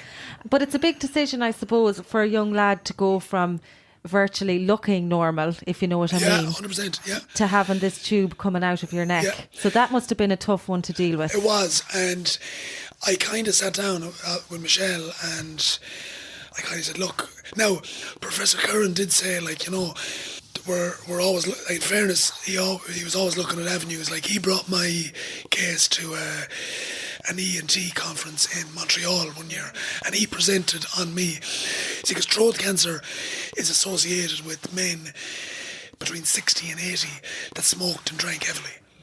I was 19, like, you know, like the kind of the contrasting fortunes is when I was getting radiotherapy, Ronnie Drew from the Dubliners was getting radiotherapy after me. I met him every day for the same thing. But as Ronnie Drew said to me, well, I was in my 70s, I smoke and drank heavily. It nearly kind of accepted, well, I know, and that's why he has sang, yeah. Sang, yeah. No, and I definitely wasn't singing. Yeah. but just the contrast, Cian. Yeah, exactly. But I decided to get it done now. As Professor Curran kind of said, you know, in 3 months' time, I might have to take it out. It could be fine, you know. So I got it put in. I was a good few weeks in hospital again. Again, I'd learn how to swallow. But I suppose for me, obviously you're giving up the football. For me, it was a huge thing. Huge. Probably bigger than I thought it was, being honest. And that was tough. But it was a whole complete change of life, essentially. Small things. Having a shower now. I can't. So basically, if I get water into this tube, it's down to my lungs. Worst case scenario, like, I can't go swimming. Showers they're fine. I have a waterproof bib that I put on me in the shower. I hate going to a hotel or anything. The first thing I do in a hotel or anything is look at the toilet to see the shower, that I'm praying that it's one of the ones you can take off the wall. Exactly. Small thing like that. Because 90% of them are stuck on the wall. Yeah. And it's a disaster. It's pain. Other thing is the coughing. I'm sensitive to any bit of dust, so I cough a lot. A lot of people at the start, even now still, I might cough. Oh, geez, you all right? It sounds like I'm joking, but I'm not. Things like that. I obviously, for all the technology in the world, the tube is held onto me with two bits of Velcro. I change that every day or two. I go back to St. Vincent's every 6 weeks. They take out the tracheostomy. They look in the hole in my neck, essentially. They change all that. Obviously, I can, if I'm very stuck, change the neckties myself. But it's very hard. So Michelle now is an expert in changing the necktie. Killian and Grace, my two kids, obviously Killian is 4. When I go, I said, Michelle, will you change my ties now? And she'd say, yeah. Killian now is standing beside me looking and wondering when can he do it. Yeah. So, you know, it's kind of normal. And you know, Killian had always said to me, he'd rub his neck. Daddy, I might ever want to get a trachea. Why does Mammy have a trachea? You know, this sort of stuff. And he's only 4. He's only 4, yeah. But it's 100,000 questions. But the biggest problem for me was psychologically. And there was times I probably took getting the tracheostomy worse than actually having the cancer. And not from the point of not being able to do sport. Basically, up until I got it, I never saw anybody, ever, between when I was working in Dublin or travelling, holidays, you never saw anyone really. And what it is really, I have a tube in my neck. Like, I don't think, like, I ended up going to the head office in Permanent TSB in Stephen's Green, walking up Grafton Street every day, thousands of people, and you never saw anybody with a tracheostomy. I've seen one person since in the hospital. I've never seen anybody. So it's so rare. Yeah, well, as far as I can see. Yeah. I went, I said, you know, I've gone on holidays, whatever, numerous matches in Croke Park, 80,000 people, there's no one near it. But I found it really, really tough at times. The fact that I was kind of, for want of a better phrase, different. That I now get chest infections on twice a year, all the time. Around March, when it goes from cold, the temperature picks up, and then around October. Because I change my tube every night, obviously it's coming out of your body, and without being gross about it, I can smell when I have an infection. So I go into my GP and say, look doc, the tracheostomy was stink last night, infection coming, he'll give me antibiotics. That's just the way it is. So how many years, Cian, have you had it now? 2014. 2014, so, yeah. wow, so a long time. The way what happened was, I was afraid. So Professor Curran kind of said to me, will we take it out and see has it improved? And I was like, I didn't want to get it out to have to put it back in. It was more the psychological thing of it. So I ended up going to Professor Curran, got in touch with a ENT consultant in Kiel in North Germany. So I ended up going over there for a week with Michelle to the hospital. They wanted to see could they burn away or did some vapour or something, I don't know, scar tissue around the trachea. So we flew into Berlin and 2-3 hour train journey north. Kiel is right up at the top of Germany. It's a fishing town. Not a lot happens in it. So I was there in the hospital for a week. Michelle stayed in an hotel across the road. And that was an experience now. Like the German hospitals are just... everything is white. Yeah. And the nurses' uniforms are white. It's horrendous. But I was only there for a week, so I can't complain. But what they did, it didn't work out for me or whatever else. So basically, I have the trachea ever since. I've learned to live with it. I have my own little quirks. When I go to St. Vincent's now every 6 weeks, all the nurses know me. Like I've been going there since 2006. So some of the nurses are still there from the very start. They know me by name. I go in, Deirdre at reception, I don't have to go in and check in. She looks at me, I can take a seat. They all know me. It's great, like, well, it is and it isn't. But the trachea was the toughest part, just getting used to having something in your neck. And I found, and not the physical side of it, complete mental. Even things like I'm gone now. I have trouble with my, not so much now, but even my posture in terms of my shoulders and my neck, because subconsciously I'm nearly hunching to cover it up, subconsciously, and that affects your posture obviously. And different things with shoulders and things. I rarely wear a round neck t-shirt. During the summer now, I'd wear a collar. Yeah. Now everyone in Boyle knows what I have. Now, at the start then I'd notice people looking, and to be honest, I don't care. To be honest, I let people do what they want. I don't care. If anyone asks me about it, I'll tell them. I don't, I'm very open. Yeah. It's life. The way I look at it, going back to the cancer at the start and the tracheostomy, and my kind of philosophy is, there's always someone worse off. So just get on with it. But psychologically it was really tough. Yeah. And that's why, again, collars, quarter zip tops, hoodies. Not that I'm ashamed of it, but I'm subconsciously covering it. Of course. Of course. And Cian, the future then, in terms of, you got the all clear from the cancer. Yeah, after 5 years got all clear. After 5 years. Yeah. And the future for the tubing, like, will they review that every so often? And is there a chance you'll get that out in the future? Yeah, so Professor Curran, who did all the surgeries on me, tragically passed away. Oh, no way. Yeah, 2016 maybe, or 17. Maybe, around then. So obviously a new consultant then, and still the same consultant, and he's looked at it from a different set of eyes. He brought me in the theatre one day actually, because he wanted to actually see what it was like. And that shows how mad it was. I was in St. Vincent's in the theatre, and some of the anaesthetists are coming over. Well, Cian, how are you? Like, because I'm so in there so often. I was. But, so no, at the moment, it's staying where it is. There's no sign of it being taken out. Again, I'm paranoid to take it out. Because, now, the thing with a tracheostomy is, and I'm no doctor, but I know my little bit about it. When you get a tracheostomy first, if you take it out, the hole closes fairly quickly. Whereas now, if I was to get it out, it's probably no guarantee the hole will close, which would affect my voice and everything else. So I kind of said to them, I said, I will get it out if you can guarantee me my voice won't be affected. Because my voice is, I'm hoarse all the time. That's fine. It's, everyone says to me, everyone that doesn't know me, geez, your sore throat.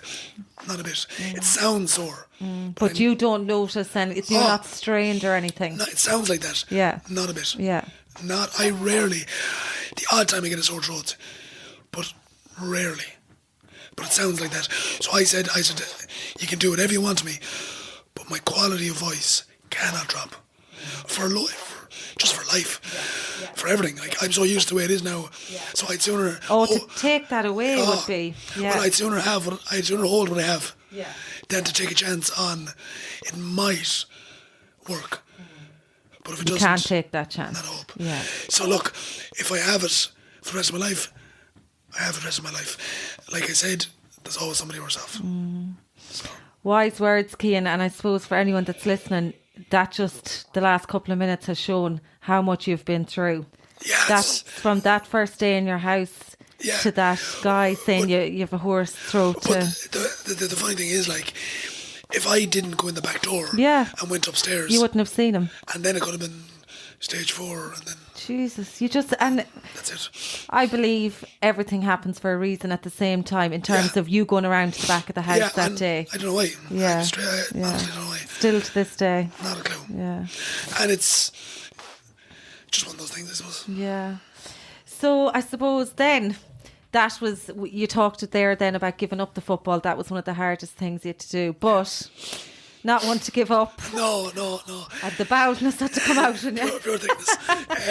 You returned to the pitch. Yeah, I was, well, look, I was mad into it, whatever, but I gave up in 2014, tracheostomy in 14, and 2015 then, I ended up in a selector with the Boyle senior team. I loved it, but when I look back now, I cringe at myself at how bad I was, or the way I was. I was so inexperienced. Oh, it was embarrassing. Oh, so cringy. I knew what I was talking about. I thought I was good. I'm still not good, but I was a lot worse then. Do you know what I mean? Oh, cringe. But I was living in Dublin at the time. Myself and Michelle were living in Dublin. So, I did it for 2 years. We got married. I did it for 15 and 16. We got married then in 2016, and I didn't stay away from Boyle. I stayed away from Boyle then, but I was always going to stay involved in the football.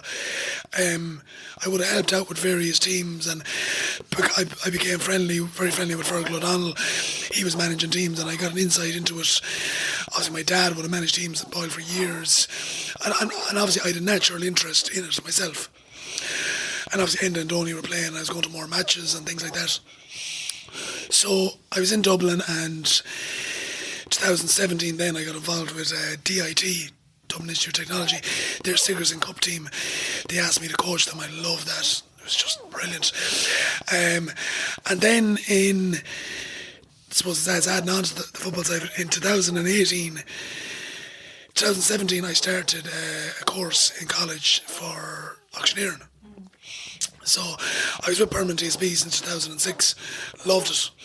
In the branches, Maynooth and Naas. Then I moved into head office at Stephen's Green. I was in the anti-money laundering department, loved it, very interesting. But I kind of always had a bit of an idea that I might want to join the family business, so to speak. But you have to have a license to be an auctioneer now. So, and it's not just a matter of you have to do a course. So every Saturday for 2 years, I did a course in the Institute of Technology in Tala, not knowing 100% if I'd actually use the license or when I'd use it. But I said I'd do it. Just to have it. Yeah.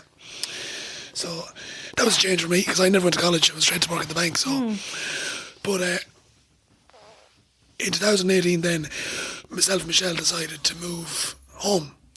Michelle is from Ballinamean, so it made sense. We rented a house in Knockficker. But I was at the time, before COVID, obviously, I was working in money laundering in Permanent TSB, but I was allowed work from an office in Permanent TSB in Sligo 3 days a week, and I'd be in Dublin on a Monday and Friday. And Michelle works in the IFSC. She's a fund accountant. She was able to work from home as well. So before COVID, so it just was brilliant. So I was up and down Dublin 2 days a week. But because I was doing the college on a Saturday anyway, I'd stay up in Ender Donny's house in Dublin. So it worked out perfect. So Killian arrived in 2018 when we moved home around the same week. Around the same week. So it was a bit mental, yeah. It was a bit mental. Good man, Killian. Yeah. It was a bit mad. But so I was up and down and I finished the college course. And I ended up leaving Permanent TSB in 2019 because it was tough now at the time. I was up and down, but going back to the football bit, in 2019, Coolera Strantill in Sligo got in contact with me through a mutual connection and asked me would I get involved managing their senior football team. And of course, why not? And I loved it. But when I think back now, it was 2 days a week in Dublin. Tuesday night then I'd be working in Sligo. I'd been Strantill that night for training. It was mad. I was just a new baby and it was mad. But I loved it. Again, I was learning. Because in my head, when I left Boyle the first time, I always said, I want to come back and manage Boyle. It's fairly obvious, Boyle means an awful lot to me. The town, the club, the people. So I always wanted to manage Boyle. So I make no bones about it. From the time I left until the time I came back to Boyle, anything I did in between was for completely selfish reasons to improve myself for Boyle. And I went down to Strantill and I loved it. Great guys down there. It's brilliant. And we lost the county final, senior final that year. And it was a great year. But in the middle of that year, I left Permanent TSB and I finished with Permanent TSB on the Friday. And on the Saturday, I was with my dad in Kilronan-Castle doing an auction. So I literally finished one job on a Friday and started the next one on Saturday. On the Saturday. Just the way it is. He didn't give you much of a break. No. So when I was taking over Kildare Strantill, it helped that I was going to be based at home full time. So yeah, I came back and got officially auctioneer's license and joined my dad in the business and learned the ropes. Still learning them 4 years later. Are you enjoying it, Cian? I absolutely love it. Yeah. I love it. I suppose, like I said earlier, I was very close to my granddad, Mike. So I remember when my dad grew up in my grandparents' house originally was where the antique shop was at Patrick Street, where Dad had the Abbey Bar, and his office used to be at the front, and Nan and Grandad lived upstairs. And I remember being very young going in there, and that was Grandad's office, and he'd be knocking around at 5 and 6 years old, and you'd be listening, and obviously I was very, very close to Grandad. Grandad used to bring me out in the car, and he'd be driving around meeting people, and I'd always be there, and because we didn't do anything else, bar the pub, you grew up in an auctioneer's house. Yeah. So I always knew there was stuff, I knew what was going on. I had a fair idea. And then I would have learned an awful lot, I'd say, from just listening.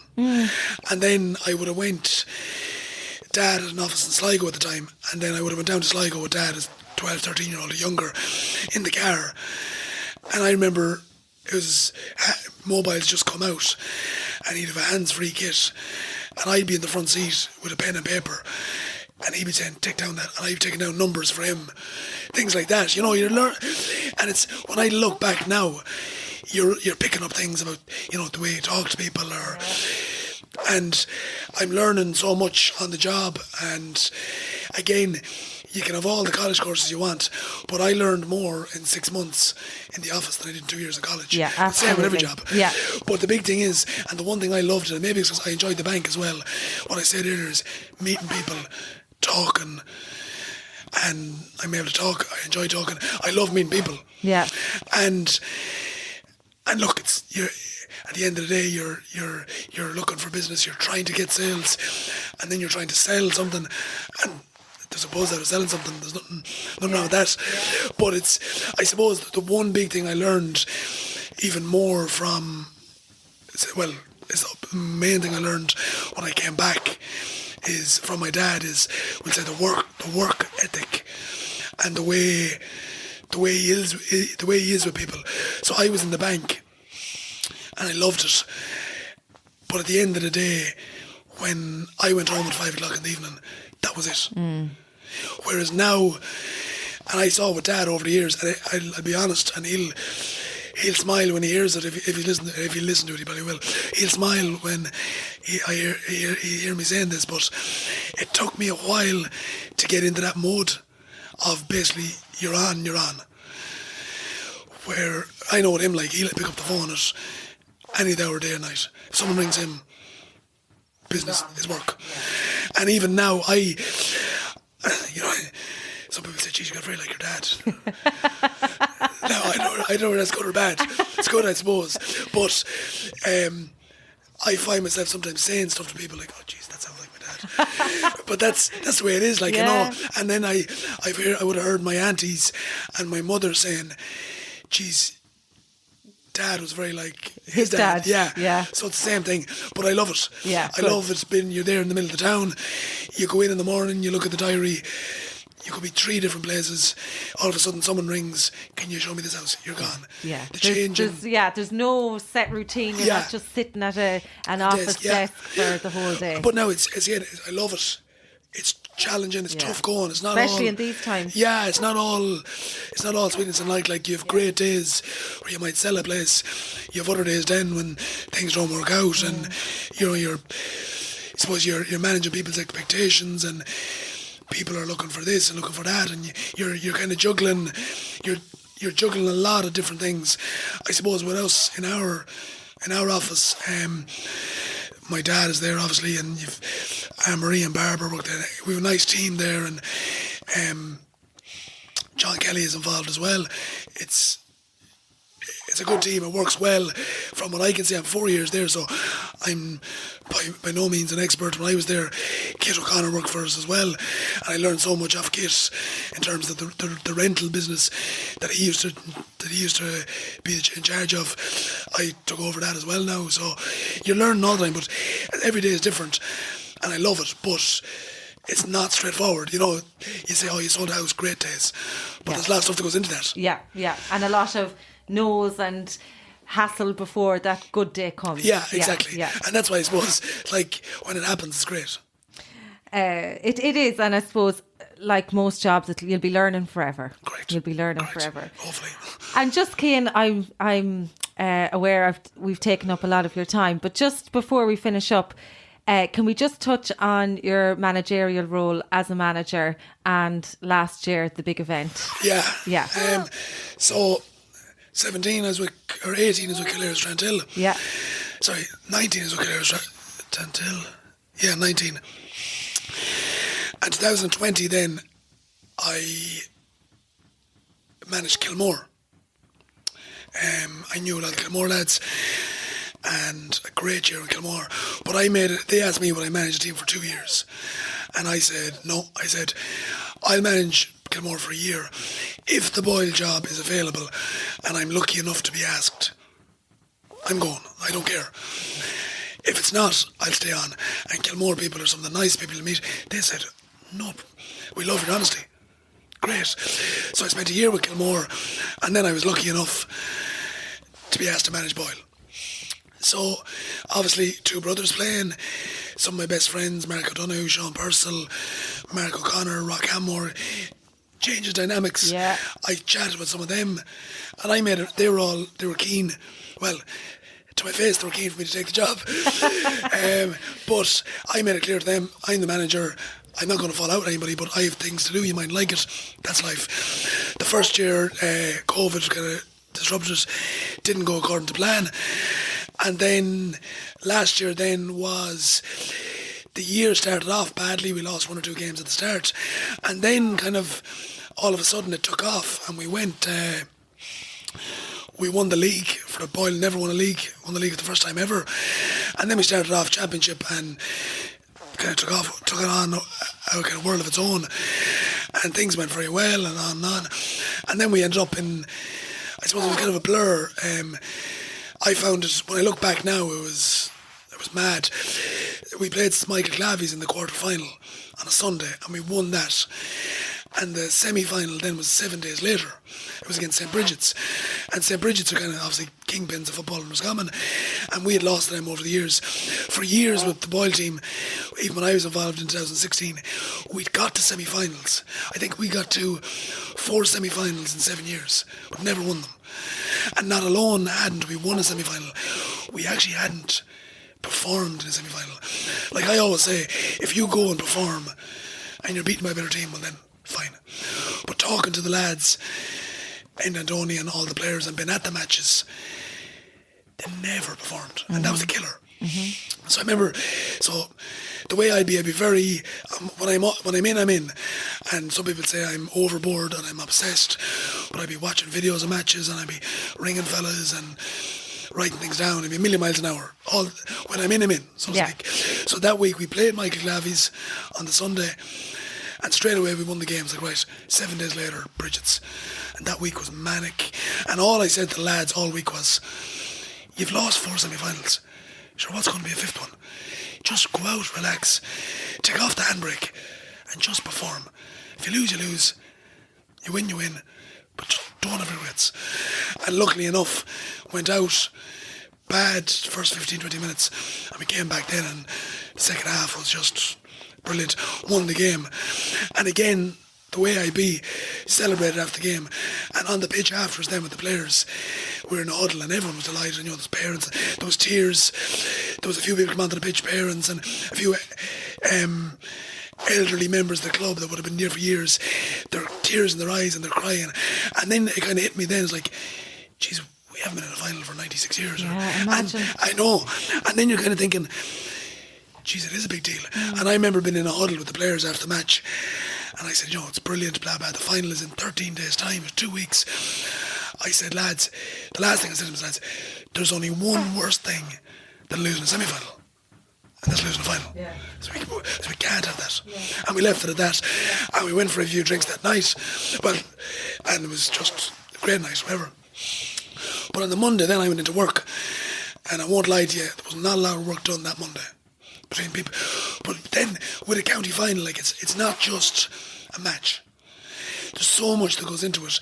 And I suppose, it was the club, I kind of went to the club and I said, look, David Kelly was the chairman and got on great with David, and Michael Tormey Mick Tormey is the secretary, and Ray Hannon is treasurer, and there's other committee members as well, that I said, right, I'll focus on the team, but we can't not make a big deal of this. As in, we have to try and get the kids involved. I know, like, my dad, David Kelly, David Casey, Shane Feely and Aaron Sharkey, they went around and they did all the bunting in the town. And it looked, it was brilliant. And they did all that, all volunteers off the went. They organised with the Club Rossi bus to come to the schools.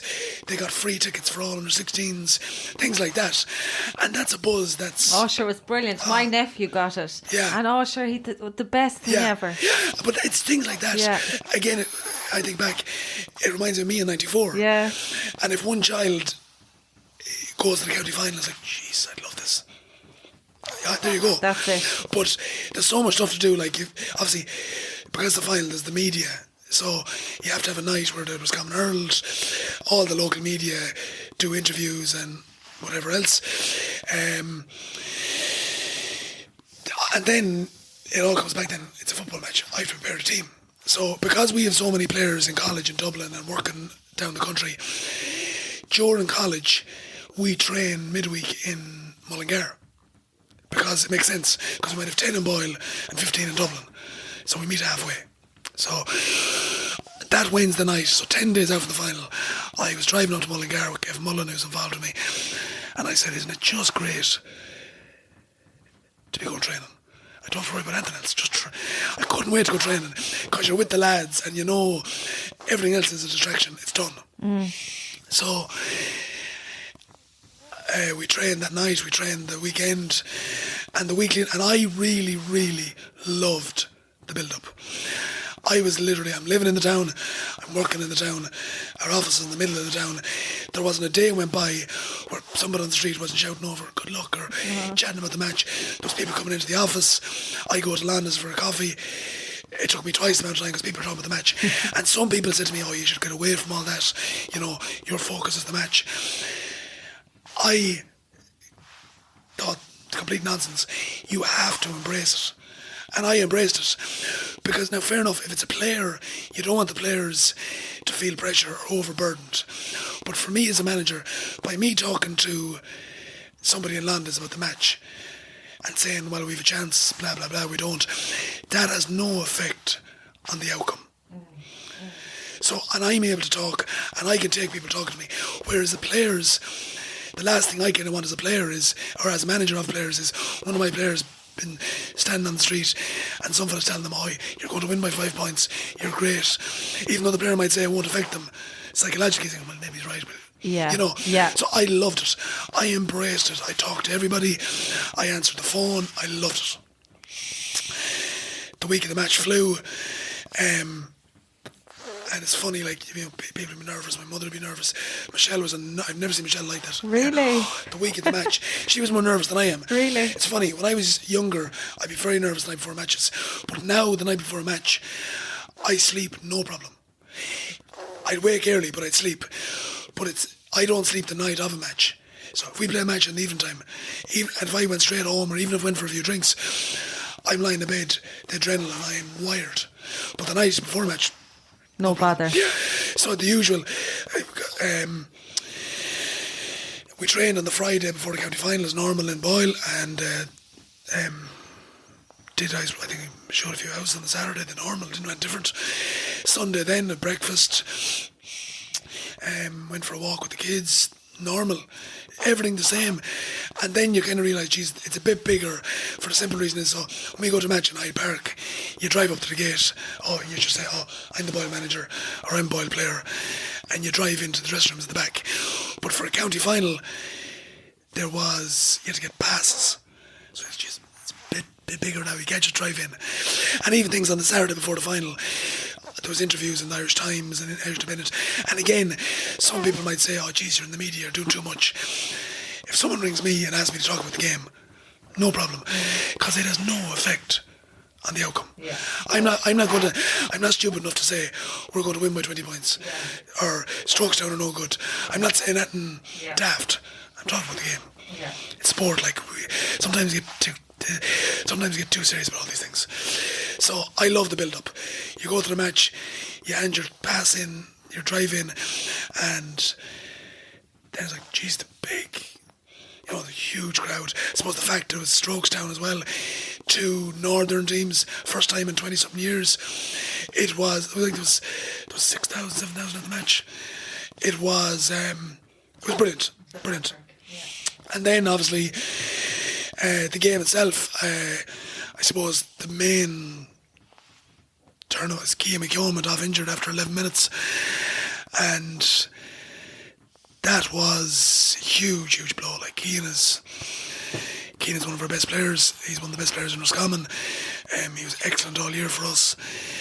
It's funny, when the players go out in the warm-up, so the players arrive and they go and do a warm-up, I've got into this thing in my head. So Conor McGowan and Damien Tiernan, Damien's from Kilmore, he's a selector with us, and Conor is a selector as well. They do the warm-up. So when the players go out first, so they come in, tug out, go out and do a warm-up, and then they come in and get the jerseys. But I've got this thing into my head where I don't go out with them for the warm-up, because I'm walking around and I'm afraid I nearly put them on edge. So I normally stay in the dressing room, and Breege McGowan, Conor's wife, is our physio. So I'd sat down, we'd chat to Breege, whatever. But the day of the county final, obviously, there's a big programme. So I was flicking through the programme, and they did Boyle match by match, and the scores in each match. And I was looking down to it, I was like, geez, Cian McKeown is averaging like 3 or 4 points a game. It's like grand. And then after 11 minutes, he's gone. I think I'm like... So, huge loss. Thankfully, his injury wasn't as bad as we all feared, which is great for him, delighted for him personally, obviously. And look, the match was the match. We had our chances. Very, I suppose, quality-wise, it wasn't a great match. Both teams nervous, both teams afraid to lose because we've never been there before. With a few minutes to go, we could have won it. When Donny scored a point to level it, I thought we'd go to extra time. And then the last kick of the game, Struction scored to win a point. And that's it. Shinné. Obviously gutted. You don't know what to say to the lads. The dressing room afterwards, just complete devastation. And then I knew the club had kind of organised a homecoming, obviously in the Hope. And I was driving down, I was like, oh, the last thing I want to do. I said, but no, we have to do it. So I remember coming into Boyle and going by Cooney's and going up over the bridge. And Jesus, a lot of cars the whole way up. And we had to park outside Trojan. I was like, geez, long way. So I walked down anyway the Crescent. And there was a good few people mingling on the Crescent, and the truck was there, and David Green was the music. I was like, oh, jeez, this is going to be awful. So I went up, as all the players went up on the stage, and David Kelly said a few words, but there was ended up loads of people there. And I said a few words, and I was like, jeez, unreal. This is just, I was like, imagine if we won. And it kind of gave me determination, like, geez, we have to get back here again. Because people are so good.